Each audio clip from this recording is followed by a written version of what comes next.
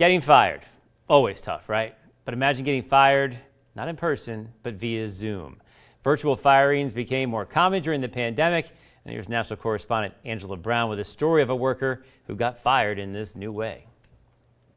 Sherry Carpenito dropping her boys off at school when a random calendar update popped up from her company's CEO and HR in January. I knew right away what it was.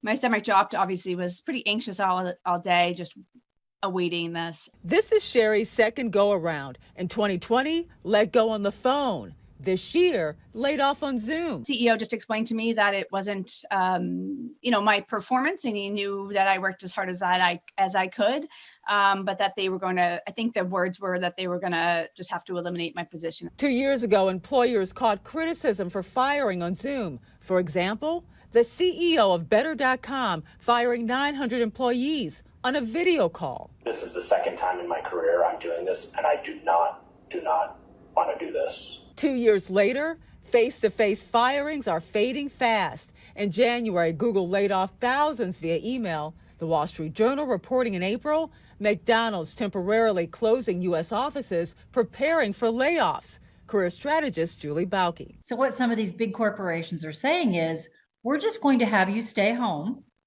and we will reach out to you. And that allows them to control the spread of the message a little bit better. Sherry, who has been through this twice, is bouncing back by putting herself out there immediately with a Lost My Job post on LinkedIn. And a whole bunch of folks that were founders and sort of startup companies reached out to me and said, hey, would you be willing to do any type of consulting work? Not something I had considered. But you've got to reinvent yourself. So that's when I formed my LLC. Sherry still looking for full-time work.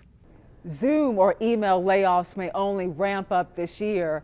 Layoffs FYI reporting over 168,000 layoffs in the tech industry alone this year.